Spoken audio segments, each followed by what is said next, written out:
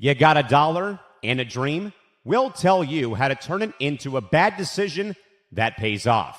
We're talking spreads, totals, money line madness, and the bets that your financial advisor told you to avoid. We cover it all. It's time for the picks that are absolutely unnecessary. Welcome to Unnecessary Wagers, right here on the Empty the Bench Network.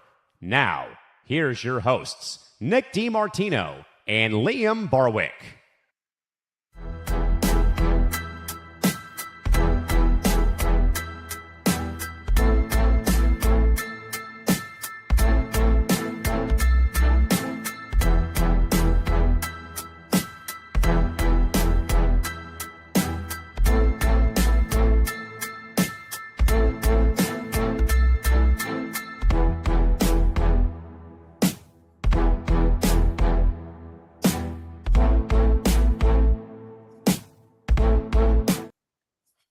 Hey, what's up, everybody? Welcome in to another edition of Unnecessary Wagers.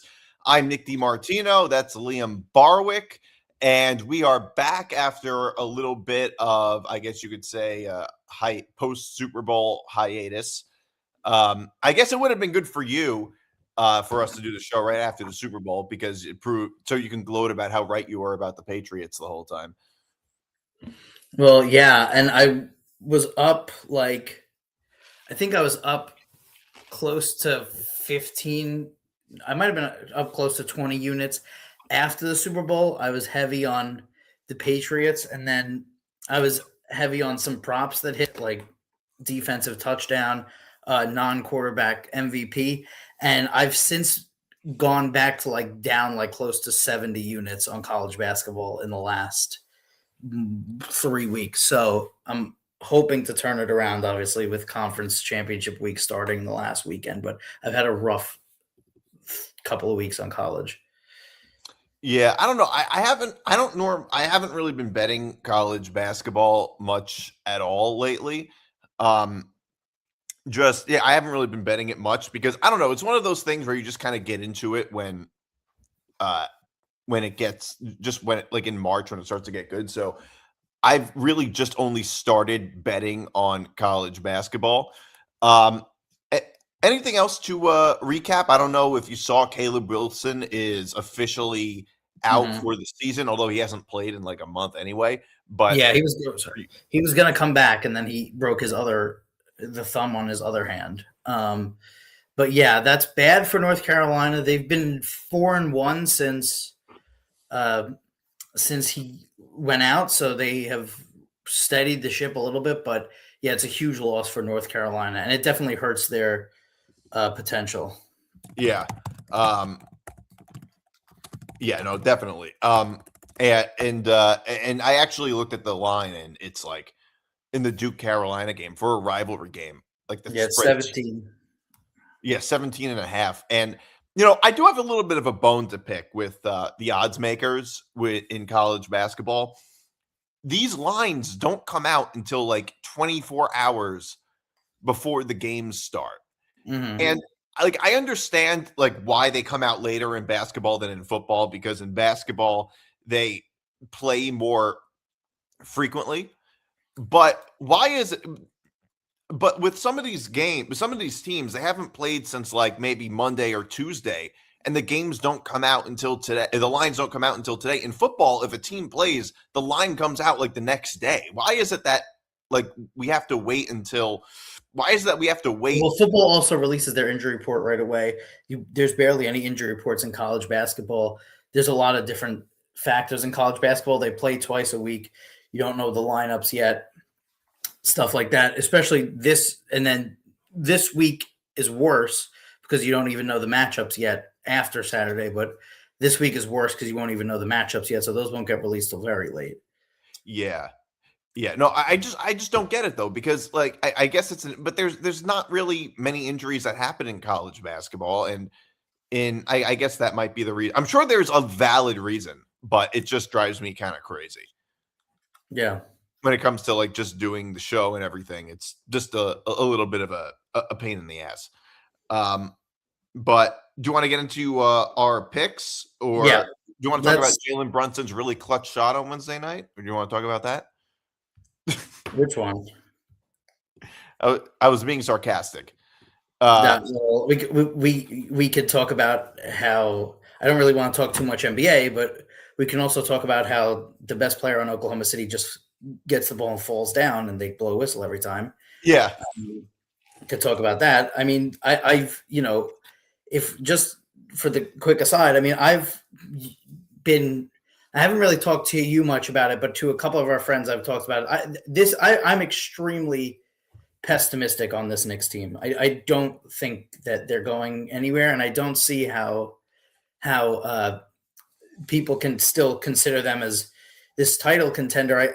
I agree that they're good and the East isn't as strong, but they're a worse team than they were last year. They're a worse team defensively. They didn't make any major upgrades. They got Alvarado, but the reason that they got Alvarado was because Deuce McBride is out. So they haven't really made many changes. And I think that Detroit is very good, and I think Cleveland should be the favorite in the East. And now Jason Tatum is back, even though I think that's an early comeback for him. But I'm not like as interested. Like last year, I was pessimistic because I thought the Celtics were very good. This year, I'm pessimistic. I just think that the Knicks are not as good as they were last year. Also, the Pistons are now a year older, much more experienced, a substantially better team than they were last year. And last year, even though the Knicks won in 6 games and people forget about it all the time, but if a few things go a little different in that series, the Pistons beat the Knicks in that series.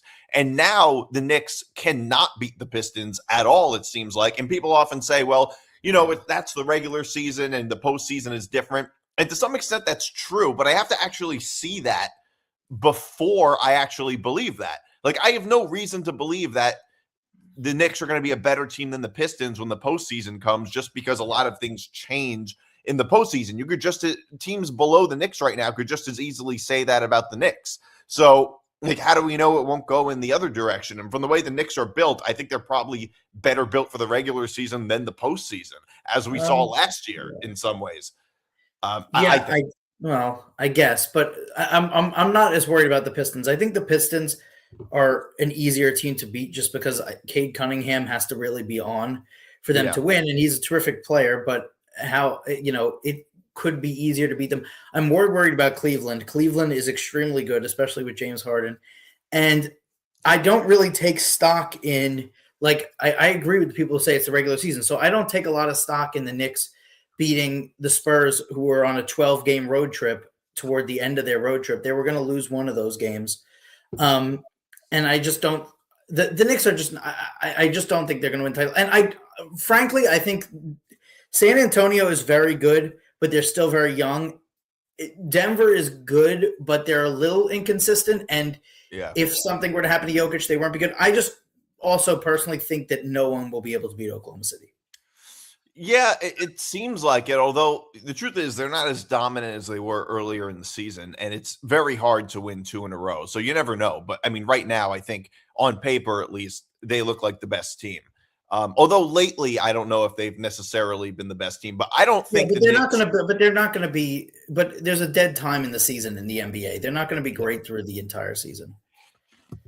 That's true. There's lulls in the season. I mean, I really haven't paid much attention to the NBA. I'll just talk real quick about college. This is going to be, I think, a terrific March Madness. We've seen a lot of switch ups, a lot of things go on. With that being said, I do think that 4 teams are significantly better than everyone else, being Duke, Michigan, Arizona, and Florida.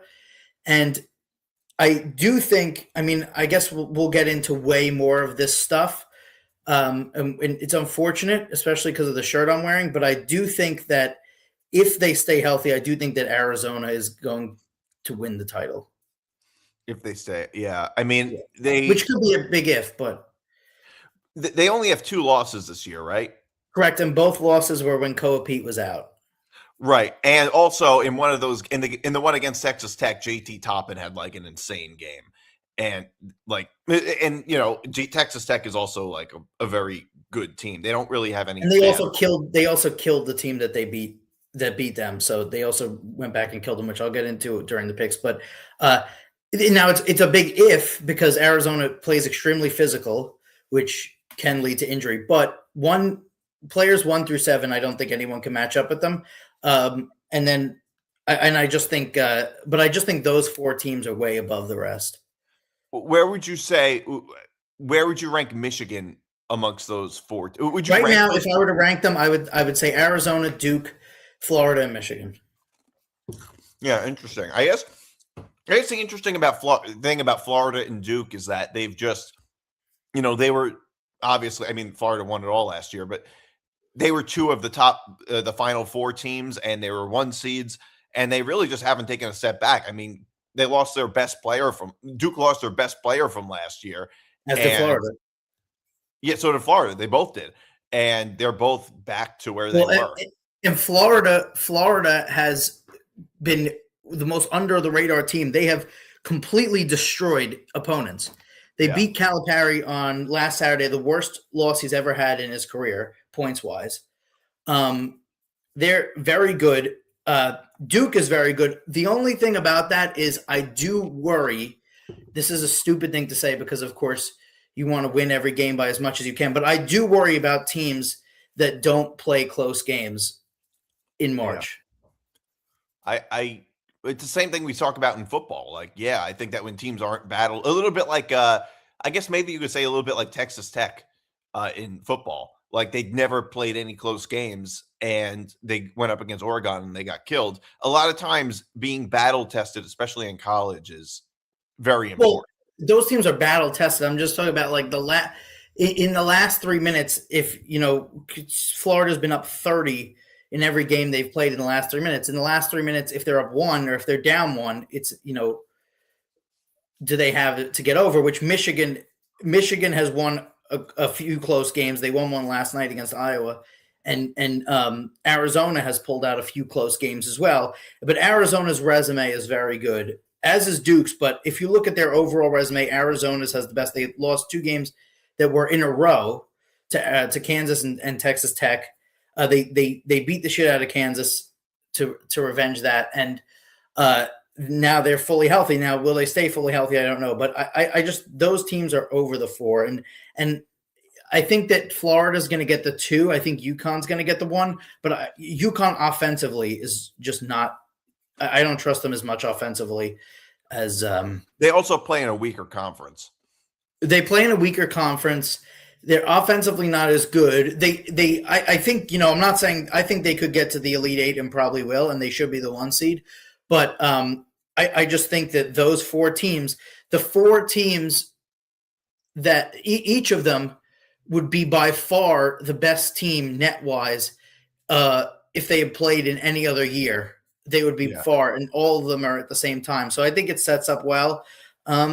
Anyway, let's get into the picks for the last weekend of college basketball. A lot of these, this is airing live, right? Yes. A lot of these are going to be in the coming hours, except for my last pick. So I'm going to do a lot of ones tonight, but there's plenty of time to get these bets in. My first pick, I'm going with Washington State laying 5 against Portland tonight. The reason is I like taking teams in these early rounds of the conference tournaments, and this extends to next week too, that sat yesterday or the day before and are playing a team that played the last night. I think that it can lead to a rest versus rust, but I always like that team that just played a war last night to go out and not, be a little tired, a little less energetic than they were the night before. That's the killer of these conference tournaments, is there's every day. So it really gets into it. So I'm going to take Washington State, who are in the West Coast Conference for some reason, against Portland, laying 5. By the way, to talk about that for a second, the West Coast Conference, Gonzaga, I don't know if you saw this, Gonzaga is joining the Pac-12 now, which is like one of the most Gonzaga things ever. Well, that they're now joining the Pac-12. Yeah, well, I guess I guess they're gonna. Well, yeah. Of course they joined. Of course they waited for. Of course they waited for the Pac-12 to basically become the Mountain West before joining them. Yeah, they're like, now that Arizona and UCLA and USC are not in the Pac-12, now we'll go in. Yeah. Yeah. So for my 1 unit play, I am taking. Hold on a second. I am going with I'm going down to the SEC. I am taking Florida -6.5 at Kentucky. I was actually really tempted to take Kentucky plus the points in this game, but after looking at it all, I don't know if I really trust Kentucky. I think they've been really inconsistent this season. They've just had some weird stretches in games where they just get killed. They're just one of those teams. It seems like they can't play a full 40 minutes of basketball. Florida looks like you said, one of the 4 best teams in the country. I was really tempted with the points. I just don't think 6.5 is quite enough for me to really trust Kentucky to cover. And I looked at the statistics of this. Florida is as an away favorite, Florida is 7-1 against the spread. And as an away, and even just as an underdog in general, Florida is no, they're 50%. But as an away team, Florida is really, really good against the spread. Florida's 8-1 against the spread as an away team, and 7-1 as an away underdog. Kentucky is not quite as good against the spread. They've been a little, I don't know. I think Kentucky's been a little bit of a shaky team lately, and I just don't trust them. I think that number would have to go up to like 8.5 for me to trust them. Yeah, 2 things there. First of all, Florida is, like I said, it's underrated. I think just because the SEC is very down this year compared to what it was last year, but Florida, very underrated good. Underrated bad, Mark Pope at Kentucky. He has done a terrible job considering what Kentucky is. Last year, if you remember, they lost last year they didn't have a good season. And this year they have just been awful in terms of beating teams that they should beat, not being able to beat higher ranked teams. And trouble with the low. I mean, they'll get into the tournament. They'll be, one of those higher seeds. But for Kentucky's standard, he's been terrible. Do you think? No, go ahead. No, go ahead. I was thinking. How much do you think Kentucky regrets moving on from Calipari? Because they've got to regret it. Yeah. I mean, yeah. I mean, I think they're going to give Pope a little time. Let's see what he can do here, but when you look at the list of coaches, and you think of Kentucky coaches and you think of Rupp and Pitino and Calipari, I mean, he just hasn't met the standard. And I mean, I think they have. And you think about last year, look at what Calipari did with that 10-seeded Arkansas team. He's done decent with them as well. I mean, Calipari is a quintessential March coach. He was in Kentucky as well. He wasn't giving them the best regular seasons. He was giving them, they were an 8 and 9. They were, I believe, at 9 when they made the championship one year, but he always has it. And he always has a knack of having those great players, the one and done, which I know you hate, but he is a king of the one and done. When did I hate the one and done? You said that on your show the other day. No. I didn't say that I hate the one and done. I hate the rule of the one and done. It's not that I hate the practice of in other words, I hate the rule that you have to go to college for a year at all. Not that I hate teams that do the one and done. But my thing with the one and done is a lot of people hate Calipari for it and everything.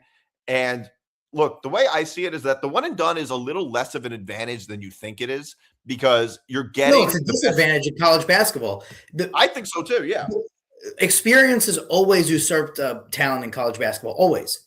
Yeah. And Calipari produces the best, he produces the most NBA players, but he hasn't won since 2009. Right. But only one team is going to win every year, and he is the best at developing NBA talent and developing them toward March. So yes, I do think that Kentucky is in a little bind, and yeah, that was tough. All right, I am going to go out west. I am taking San Diego State laying 10 versus UNLV. San Diego State must win this game. They cannot take a loss to a team like UNLV. This is a game I know that would probably infuriate you if you were in Vegas, because there'd be other games on and the main screen would be showing UNLV. Yeah, no, that would drive me crazy, because that happened in Vegas during college football season, and they had the UNLV game on the big screen, but there were a whole bunch of other games that were more important than that game. And it's like, I understand they're in Vegas, but most people in the casinos in Vegas are outsiders. They're not from Vegas, most of them. We are on vacation from somewhere else in the country. So that thing always just drove me crazy. But yeah, go ahead. But yeah, San Diego State cannot take a loss here. That would be brutal to them. They're on the out. They're, depending on who you look at, they're either a first team out or a last team in. They have to win this game. I think that they're going to do that with some style here. UNLV are middle of the pack in the conference. They're not as good as San Diego State. I think San Diego State's going to blow them out here in a game that they have to win. All right. I am heading down south. I guess just like in football, I like to pick SEC games. Going Missouri -1.5 versus Arkansas. Arkansas is a good team, but Arkansas, first of all, they're going on the road. They're playing at Missouri, and Missouri has the rest advantage. They have an extra day of rest over Arkansas, which I think is a little bit of a concern. And Arkansas already beat them earlier this year. I think it's going to be really tough for Arkansas to win both games at home and on the road, especially with shorter rest. I just like the spot for Missouri. And to back your point up, Missouri probably needs to win one more to still feel comfortable. And beating Arkansas would help them do that. If they lose the next two, they would probably feel a little uneasy depending on scoreboard watching. But yeah, I love that one actually. But I agree. I agree. All right. Going to the 3 unit. I apologize to anyone that's in the New York or New Jersey area, because this is not available to you because of stupidity. But tonight, one of the most intriguing games to me of the weekend, definitely of tonight. I know which one you're Seton taking. Hall must win this game. Seton Hall is probably must win this game, and they probably should have to win another one in the Big East tournament. The Rock is going to be rocking tonight. I think Seton Hall is going to cover the 5 here. I don't know if they're going to win the game. I think it's going to be close. As pessimistic as I am on the Knicks, I'm as pessimistic on St. John's. I do not understand some of the analysts that think St. John's is a value play. They looked horrible against Georgetown. They pulled it out, but Georgetown, I can't even explain to you how bad a team Georgetown is. They're horrible. Barely won. Seton Hall, again, most people have them as the next 4 out. This would do a lot and go a long way to them being able to make a push for the tournament. And I think the building is going to be loud tonight. I think it's going to be mostly Seton Hall fans. There will be a lot of St. John's fans there, but I just think Seton Hall, I'm probably going to sprinkle money line here, but I think they're definitely going to cover the 5. You know what? From the way St. John's has been playing, I can't say I disagree. Look, I'm a Knick fan and a St. John's fan, and I'm pretty pessimistic about both teams. You know, they have opposite problems.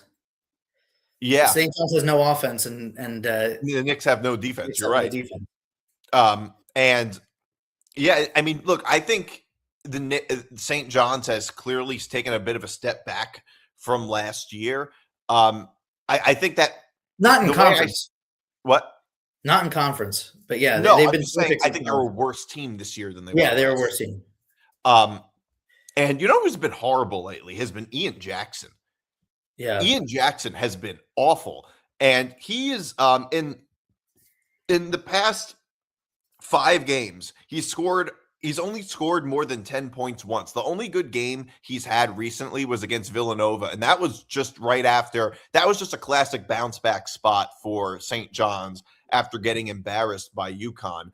that's the only And time. also, Villanova can't beat a very ranked team to beat their life.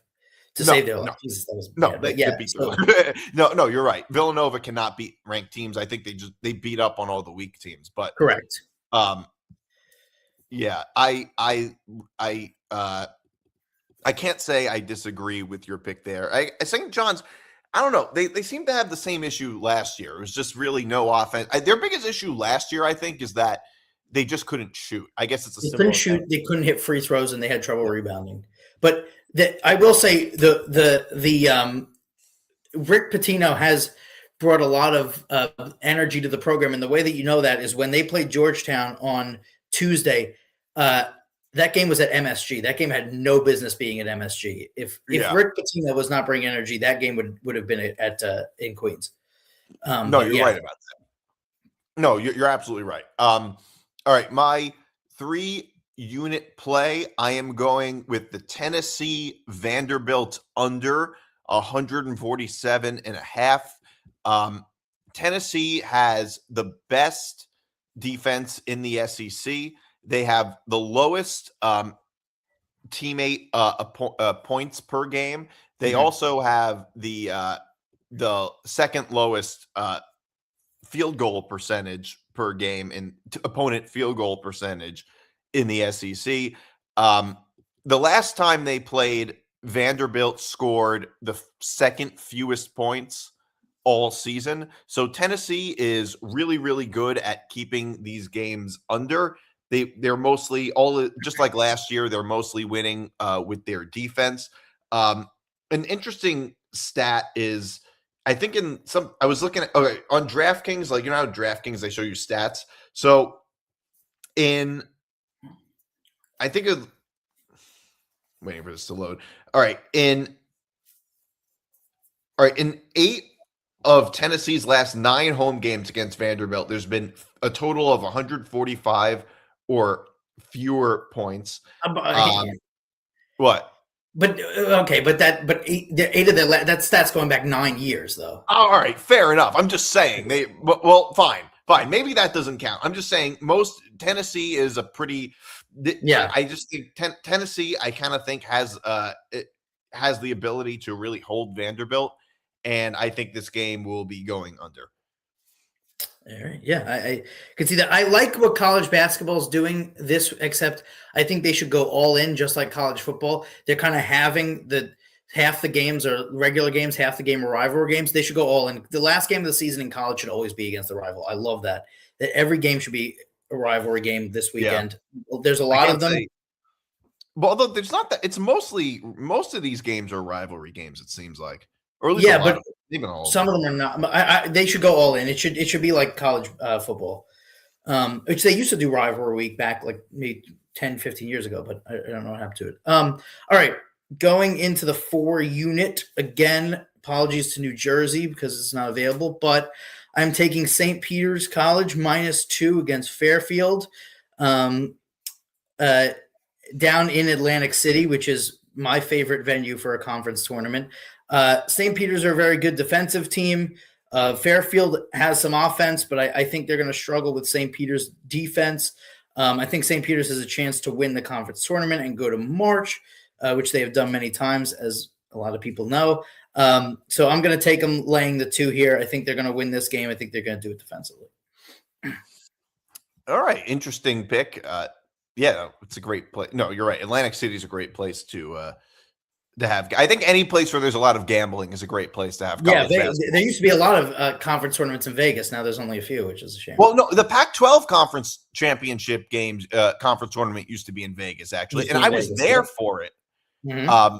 I remember for my 21st birthday, I saw the Arizona basketball team in the buffet. I think that's when that was when DeAndre Ayton was on the team. Yeah, correct. And that was and they played UCLA in the final that year, which is funny that you turned 21 because 21 before the Pac-12 final game, 21 is normally the number of people that were in the stands during those Pac-12 games. Yeah, that's back in the day. That was when like Bill Walton would commentate on it, which is sad. All right, mate. But yeah, no, Bill Walton I think was a great I think Bill Walton was a great commentator. Of course, he was the best. Bill Walton and Dave Pasch in Pac-12 games was like the best late night thing that we've missed. But it was also poetic that Bill Walton died on the exact day that the Pac-12 ceased becoming a conference. Which is amazing. Well, I mean, it still exists. It just isn't the same as it was.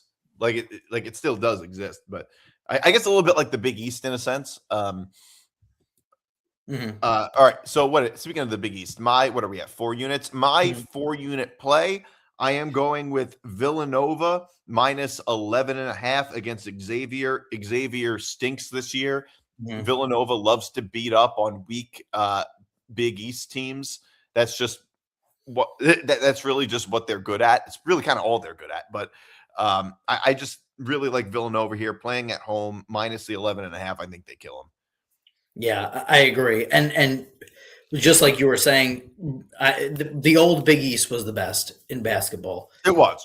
Bring back that old Big East. You know, it's just so watered down. But that old Big East was just terrific. When Pitt were good, when UConn, Syracuse were all good. All of them except for UConn really took major steps back since they've left the Big East. I mean, Louisville took a major step back for a little bit. Pitt definitely did. Syracuse has certainly taken a major step back. A lot of those teams, it's upsetting. And even in football, it was good when Rutgers were winning. Then it was even a good conference. That was one of the few. I actually kind of like some conference realignments. That's one of the ones that I did like. What conference realignments did you like? Well, like now the Big 12 basketball is amazing. Like Arizona, Kansas, all those teams I liked. I mean, and the thing is with that, like the Pac-12 was going nowhere anyway, and it was not a respectable conference. Here's my issue. Like I view the Pac-12 the same way I view Blockbuster. I think it's like the Blockbuster of college sports conferences. Like people have a sentimental attachment to it.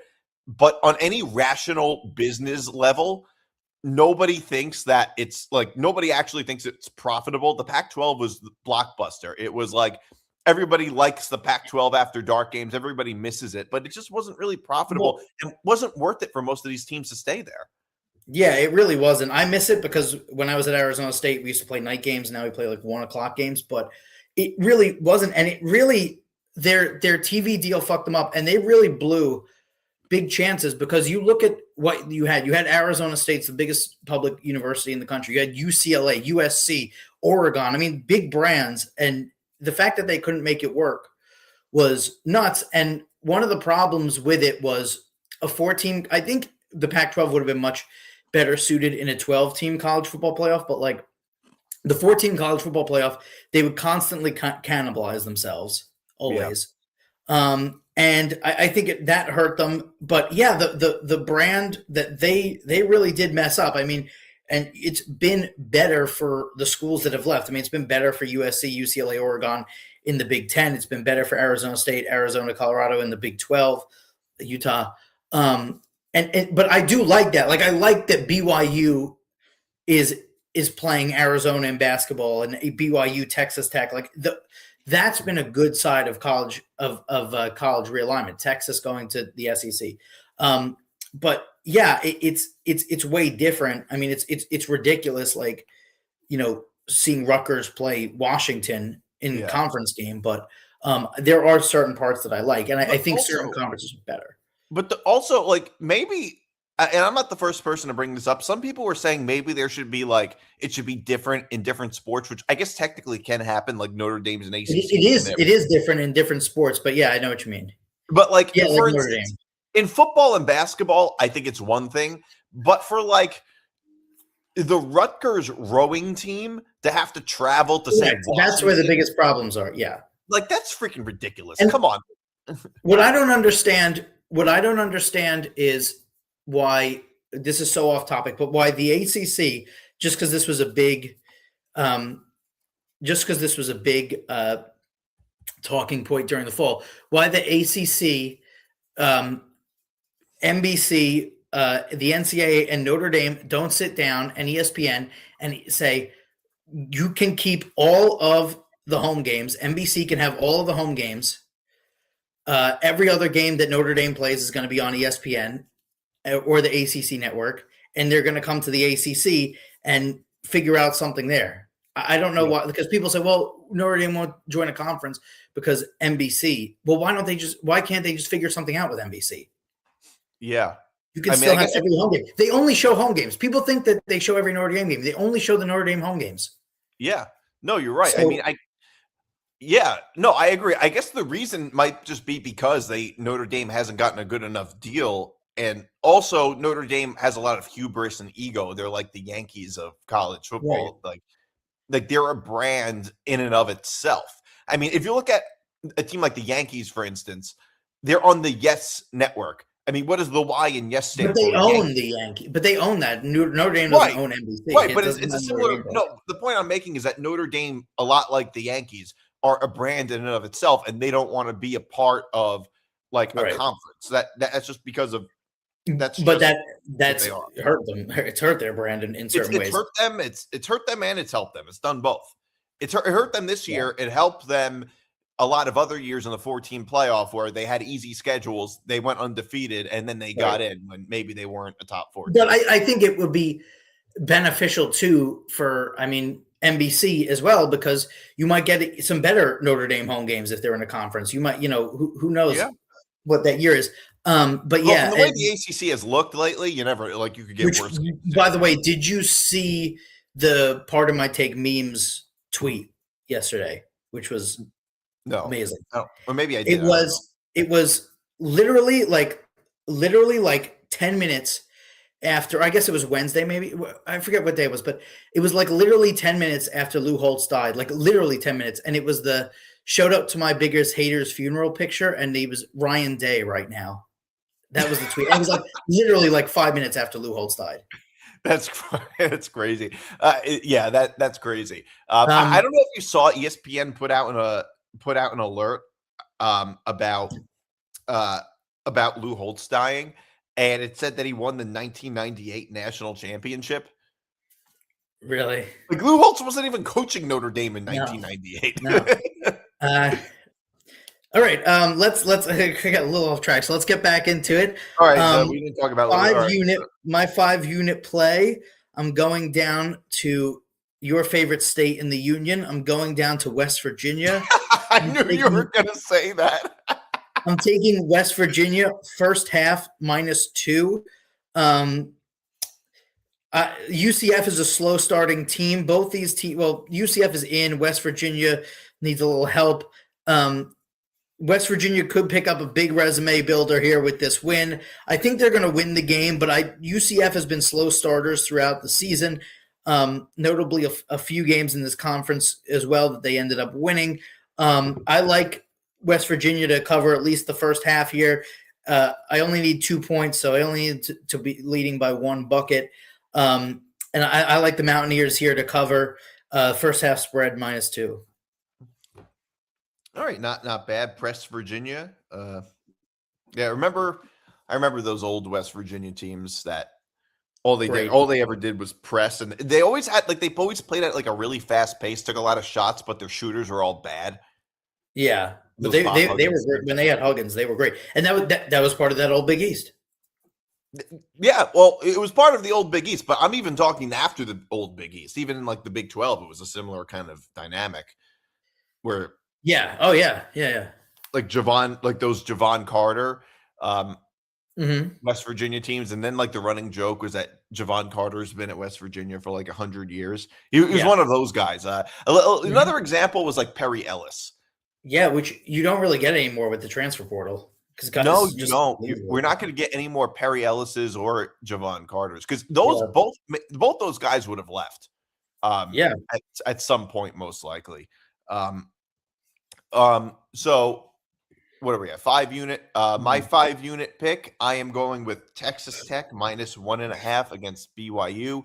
BYU has been a disaster lately. They lost their last 3 in a row, all against mediocre teams. they really just haven't been the same. I think this pick is more of my pick in this game has more to do with BYU than it does with Texas Tech. But BYU, they haven't really lived up to their expectations this year.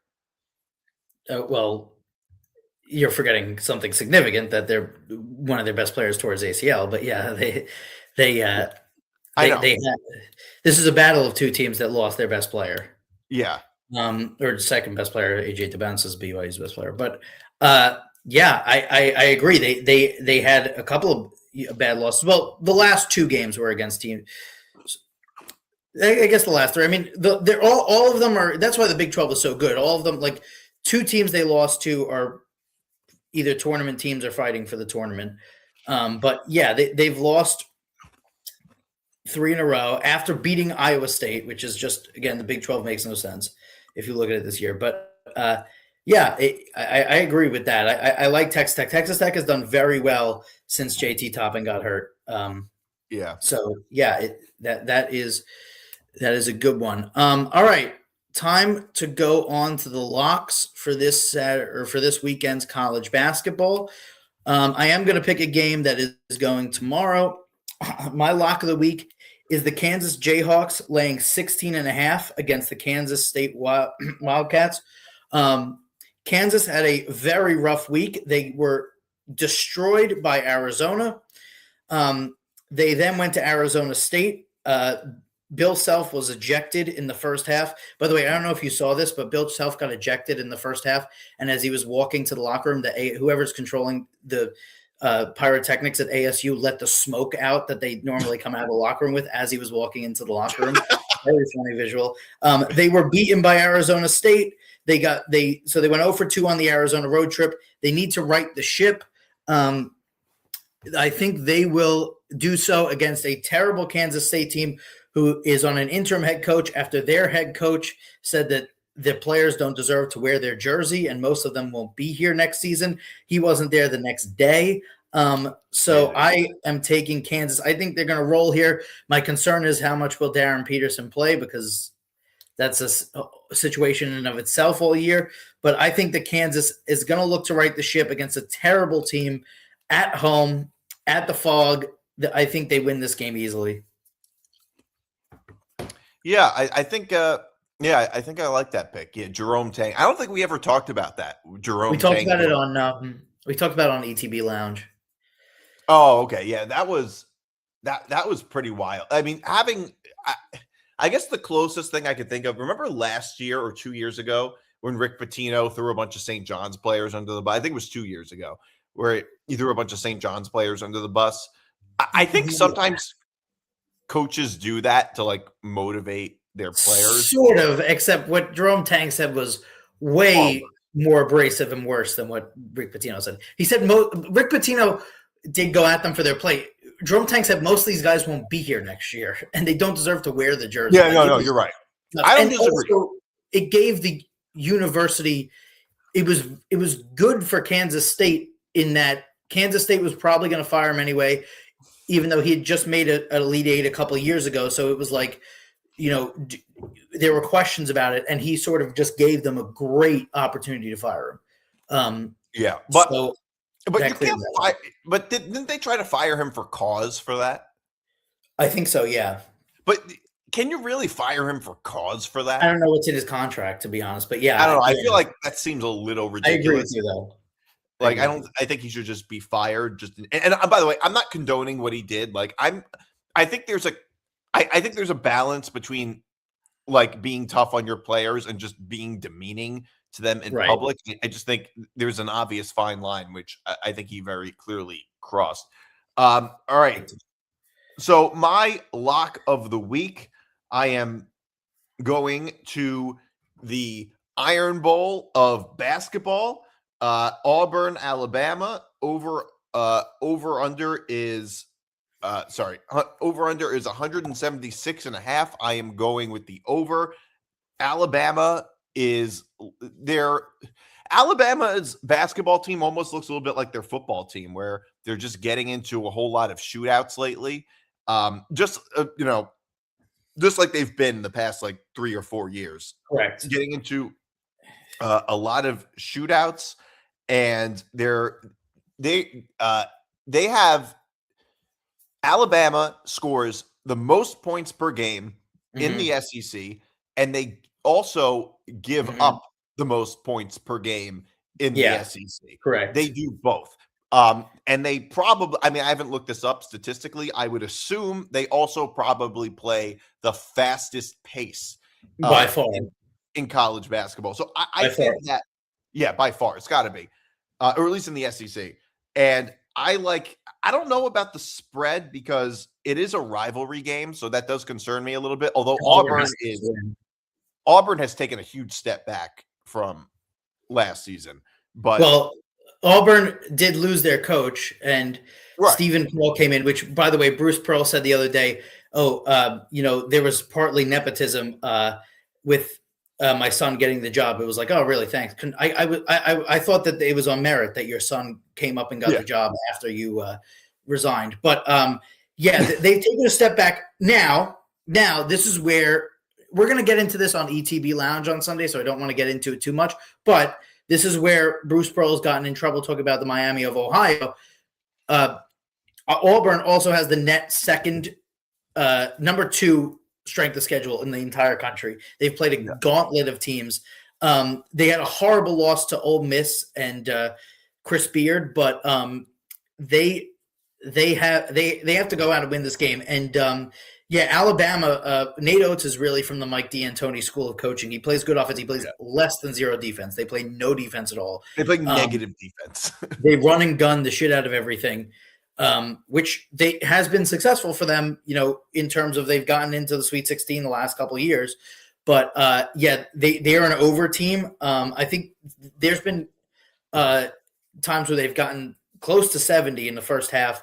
They're NBA style, definitely. But I love the over there. They're just a take the over team always. Whenever I see Alabama on the docket, they're take the over team. Now Vegas is starting to catch up because their over unders are very high, but they're still I'm telling you, when you watch this game, you're gonna say, they play like less than zero defense.